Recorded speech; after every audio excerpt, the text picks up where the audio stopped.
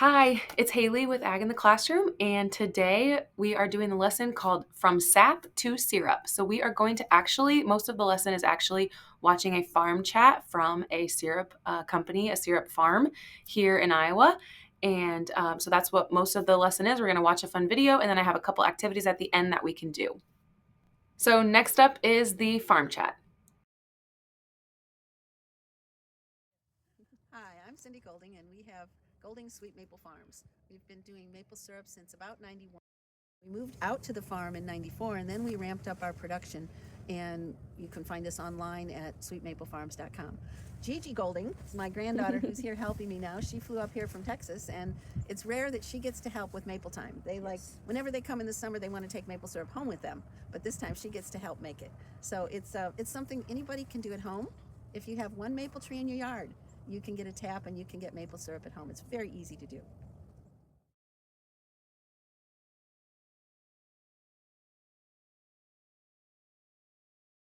Drill. This is a 5/8 inch drill bit. So we use the Brayson bit. Some people use power drills. I've learned that the power drill can burn the tree, so we do it the old-fashioned way. Then you need a tap, and you have a tap set. You have a hammer. All right, Gigi, come here. You're going to get to do this. Okay. We're going to drill in right here. Okay? Okay. Set your jig down. We're going to drill in right there, and we're going to drill in that far. Okay. Lean into it. Put it against your tummy. Put it against your tummy. And straight in. Straight in. Go straight to the tree. You got to go straight. So as she drills, I'm watching the wood. We check the wood to see if it's damp. Keep going. We want to be in the tap wood, but not in the heartwood. If we get into the heartwood, we can damage the tree. Just a little bit. It's getting damp. A little bit further. Yep, it's getting damp. Just lean into it. Push into it. A little bit further. See how it's now getting damp? I don't know if you can see that. See the moisture? Okay. All right, now go backwards. So now she's going to take the drill out. All the way out. And then we're going to clean out the hole. Clean all the stuff out because it'll bug up the tap. Dig it in and you get it nice and clean. Now, the old-fashioned way was to find a stick and clean it out. But a brush does a much better job. Okay, see the sap? See it's coming out? See the sap running out of the hole? Okay, now you have a hook that comes with it. You gotta make sure you put the hook on before you put the tap on, because then you won't have anything to hang your jug on. All right, here, Gigi. That and this. Tap it in. Like this? And pound it in. We want to make sure. No, put it in. We want to make sure that the sap is going through the tap and not around the hole. Keep going. That's good. See, the sap is starting to come out. Oh, go a little bit deeper. It's still coming around the hole. You don't want the sap to run out around the tap. You want to make sure your tap is in good and tight. Good. Okay. Now we get our jug. So you'll need a tube, something for it to run into the jug.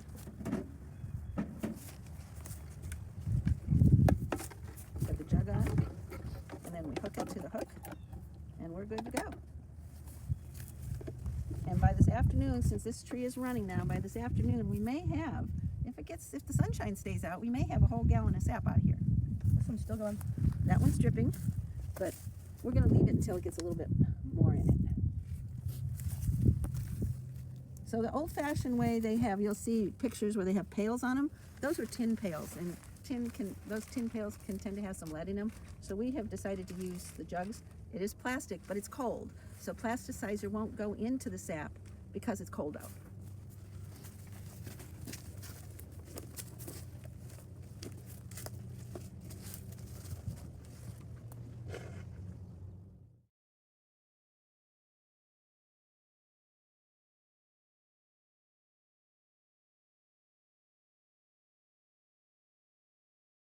Well, you never tap in the same tap hole because it's got scar tissue. Just like if you get a cut yourself, it gets scar tissue. Oh, honey, can you go get a longer? Yep. People think that it might hurt the trees, but it's just like giving, here, I got it, never mind. It's like giving a blood transfusion. Sap, it's for the tree, but you can take a little bit out every year. But you want to tap at a different place. It's okay, I put the hook in a different way. You never want to tap in the same place. And so one of the things that happens is we have the trees, I always have to walk around a tree and see where did I tap it before. You want to tap anywhere from about 2 foot off the ground to 4 foot. You don't want to really go any higher than that. Is that for the protection of the tree, or? Well, it's where you get the most sap. The problem we have is our deer love to lick the dripping sap. So out east, they run all those tubes. You see all the tubes in pictures and everything. We tried it one year. The deer run through here and they rip the tubes out, and then your sap is just running on the ground. So we have gone back to just, we tried that. We thought it might be easy, but in Iowa, we have a lot more nature. We have a lot of critters out here that really love sap. So You can walk over here, you can see there's other scars. yeah, there's one. So you walk around the tree and you see where we have, there's one, but it's grown over. There's one that's grown over. You can see where it's been tapped. Now, an interesting thing is the Indians in this area used to make syrup, and they would trade it with the settlers. And so, but they did it very differently. They did it in big stone troughs, and they did it over wood fires. So a lot of sugar bush, a lot of places where they call it a sugar bush when you have maple trees that make up the most of the forest, then it's called a sugar bush. And most places that make a lot of maple syrup, they'll have what they call a sugar shack. They'll have a building outside where they take all the sap to it, they boil it there, and it's a wood-fired stove. And you have to be doing an awful lot to be able to do that, because when you're making syrup, it's a 24-hour job. You can't, if you're on a wood stove, you don't turn off a wood fire like you can a gas fire.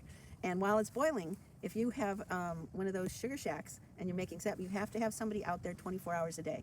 And that's what they do out east, where they make a lot of syrup, out in New Hampshire and Vermont and Quebec and all those places. They have people in there in the sugar shack 24 hours a day because the sap can burn very quickly. We do ours on a gas stove, so I can turn it off and go to bed and start again in the morning. So what is the season for tapping? How long will you go to? Every year, so everybody asks me, when do you tap a tree? So there's a very short window of time, and Iowa's tapping season is very different than the tapping seasons in Vermont and New Hampshire. We have very different weather patterns here. So here, it's after winter, after the deepest freeze of winter. So we get our deep freezes in December and January. A few years ago, we were able to tap trees, when we first started, we were able to tap trees in January. So we were tapping trees January 24th, 25th, in that time frame. Well, it has gotten colder. There have been a couple years recently that we haven't been able to tap the tree until sometime in March. So what does that mean? We have to have sunshiny days like we have today. The temperature has to be above 35 degrees. And it has to have been after we have our deep freeze. But the trees they're of nature. God made them that way. If it's like the sap isn't running very much today. Yesterday we had 42-degree weather. The sap didn't run at all because it had been so cold. The other thing that is interesting, and so then it will run until the trees bud. So we didn't really tap trees this year until February 23rd. It may run until the end of March. It depends on when the trees bud. I watch the trees because that tells me that spring is really here. A lot of people go to the store, they see all the flowers out, they put their flowers out on their front porch and they freeze.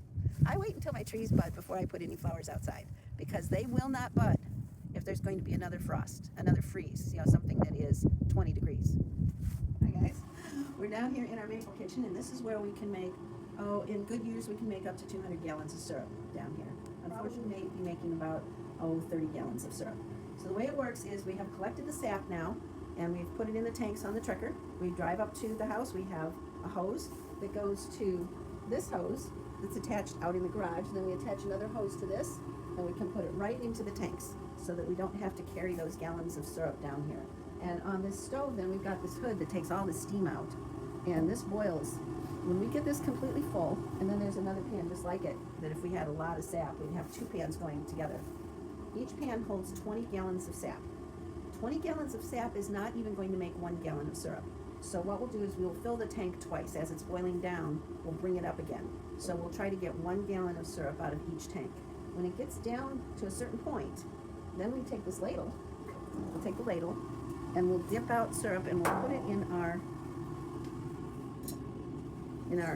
measuring. This is how we measure viscosity. This is a viscosity measurement hygrometer.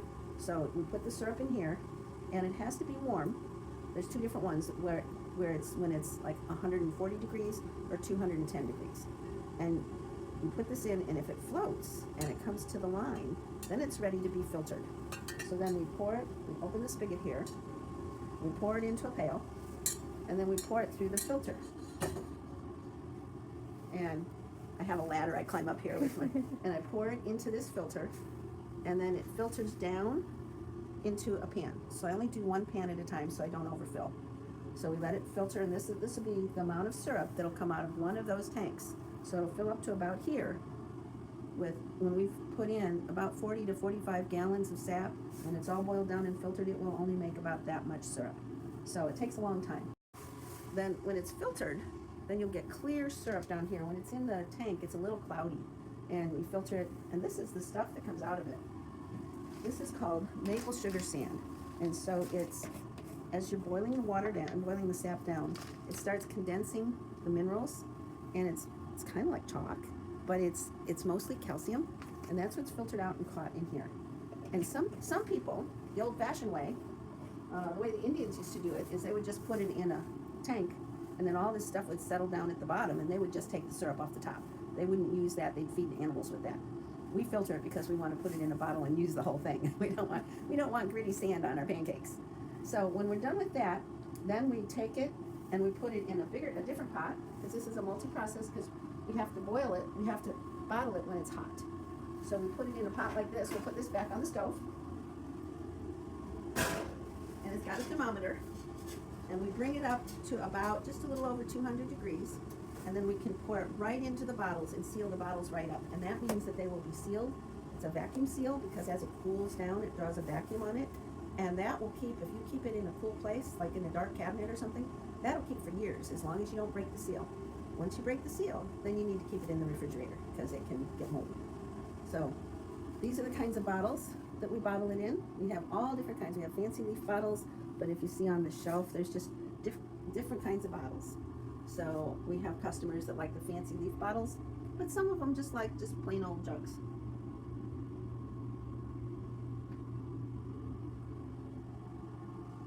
I can show you something. We are very, our family recycles. We are very conservative, so I bought new lids. I bought the new lids, but these are the bottles you get juice in at the store. So we recycle our own bottles, and they make great bottles for our syrup. But we buy the other ones. But if you look at these, some of these bottles, I have to buy new lids, but some of these bottles had other products in them. We find that we recycle as much as recycle, reuse. That's our motto. So we encourage our customers to do the same thing. Okay, we can go everything. It's in this pot. Now we need to find out, because we're going to bottle it, we need to know what color it is, what grade is it. And so the grade happens because as you concentrate the sap, it gets darker and darker. And you put a little sample in here.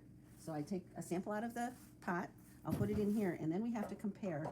And we put it in this thing, and we look at it, we look through it. If it's lighter than this, or the same color, we can call it light. But if it's just a little bit darker, then it has to go up to the next grade. And if you look at these two, one says light, it's light, it's this color or lighter. This one says medium, because when I put it in the bottle, it was just a little bit darker. Even though they're almost the same. You have to be very careful that you grade properly. Now the difference in maple syrup is that the light maple syrup has a very delicate flavor. It's the first sap that comes out of the tree at the beginning of the year. It's just a very delicate maple. It's sweet. As it gets darker, as the season goes on, there's more maple stuff in the sap, and it gets a little darker and it's a little bit more robust. And if most of our customers like either the medium or the dark because it's got a stronger maple flavor, for me, I've gotten spoiled. I like the very light because I like just that delicate flavor. And then there's extra dark, and a lot of people will use the extra dark if they're making a marinade, if they want something that has a stronger flavor and they want the maple flavor to come out, because the dark is what happens at the very end of the season, just as the trees are budding. You saw the sap was clear. As the season goes on, the sap gets a color. It starts turning a little bit cloudy, it gets a little yellow. By the end of the season, you can tell it's the end of the season, it looks like apple juice. That's the color it is when it comes out of the tree. And that's when the trees bud. And as soon as the buds are there, the sap stops running, the season's over.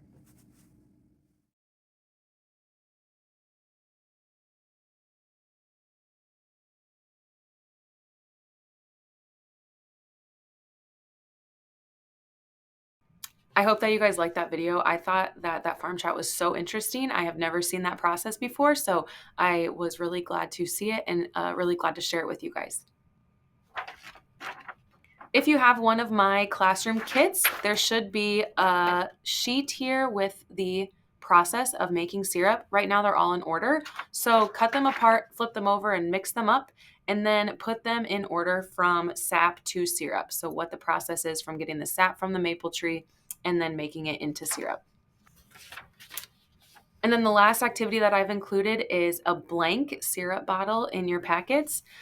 I thought it would be kind of fun to make your own syrup bottle. So this one's mine. I named my syrup Haley's Special Syrup, but you can name it whatever you want to name it. I also colored mine sort of a darker color. In our video, it talked about light, medium, or dark syrup. So you can pick which color of syrup you would like to sell. These are some that my daughters did. They added rainbows and things like that so you can make it eye-catching.